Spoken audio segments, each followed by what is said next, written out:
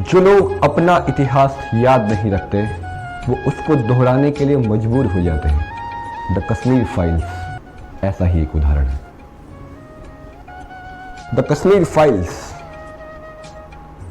ये ऐसे लोगों की कहानी है जो लोग धर्म के नाम पर अत्याचार करने वालों के कारण अपने घर छोड़ने को मजबूर हो गए थे। ये ऐसे लोगों की कहानी है, ऐसे हिंदुओं की कहानी है जिन्हें कश्मीर छोड़ना पड़ा था। अपने सामने अपनों की हत्या होते देखा था, अपने सामने अपने लोगों का बलात्कार होते हुए देखा।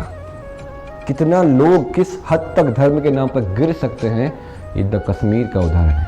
और कैसे भारत के अंदर ही हिंदू लोग बेघर हो गए, अपनी जमीन छोड़नी पड़ी, अपने संबंधों को तोड़ना पड़ा और दूसरे देशों की, दूसरे प्रदेशों की जिनको शरण लेनी पड़ी।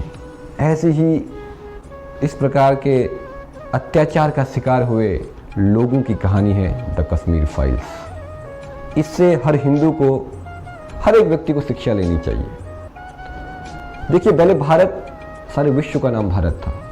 इस प्रकार से अखंड भारत की जब आप कल्पना करते हैं, भारतवर्ष से पूरे विश्व का नाम भारत था। और किस प्रकार से हम लोगों ने अपनी सनातन संस्कृति को खोकर आपस में अपने स्वार्थ के कारण विदेशी आक्रांता, जो कि दूसरी संस्कृति को अपनाने वाले थे, आसुरिक सभ्यता को अपनाने वाले लोग आके हमारे देश में राज्य किए।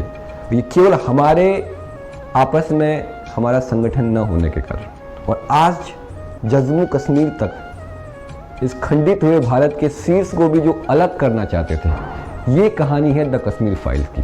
और अगर इस पिक्चर को देखने के पश्चात भी, इस मूवी को देखने के पश्चात भी अगर हिंदू जागा नहीं, धर्म का पालन न करने से उसके देश का क्या हर्ष हो सकता है, यह कहानी इसका एक जीता जागता उदाहरण है। और कालांतर में भी अगर आप 5000 साल पहले कृष्ण के युग के समान जब द्वापर युग चल रहा था, उसमें भी आप देखें तो भागवतम में उदाहरण आता है कि कैसे यदुवंशी जब कंस का अत्याचार चाह रहा था, और कंस तो कोई विदेशी आक्रांता नहीं था, इसी भारत पे पैदा था, लेकिन वो अपने नियंत्रण करना चाह रहा था, सारे लोगों को अपने अंदर कंट्रोल में करना चाहता था। वो एक आसुरिक शक्ति थी।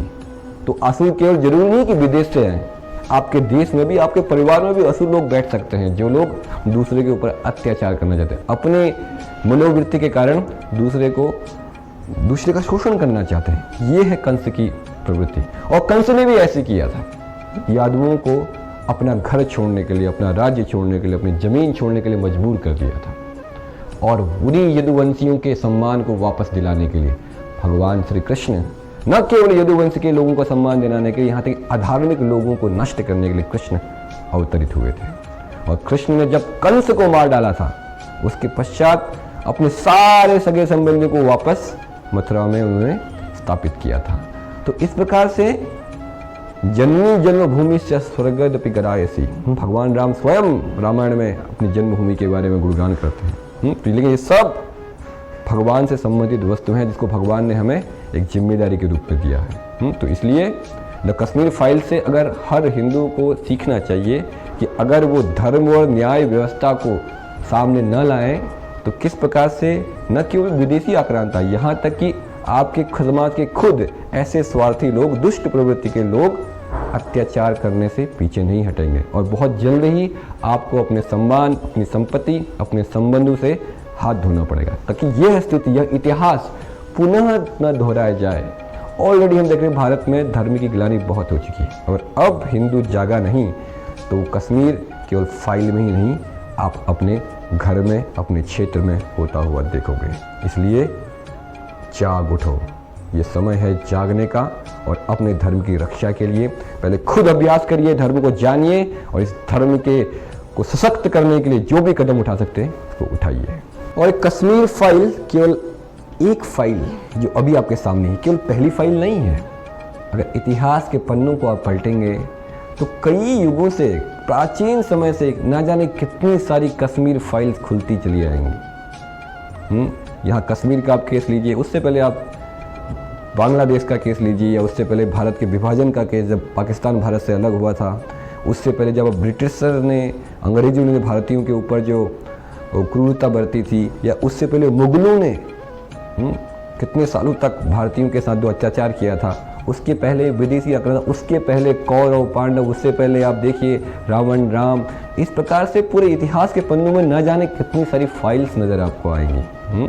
और ये फाइल्स बार बार रिपीट होती हैं जब समाज संगठित नहीं होता, जब समाज धर्म को भूल जाता है, न्याय को भूल जाता है, धर्म के लिए खड़ा होना भूल जाता है, तब ऐसे समाज को अधर्म का सामना करना पड़ता। और ये अधर्म फिर कई लोगों पे अत्याचार करता है, ये अधर्म कई लोगों की शांति को भंग कर देता है। तो इसलिए हर एक व्यक्ति को धर्म की स्थापना के लिए सबसे आगे खड़ा होना सबसे पहला महत्व है।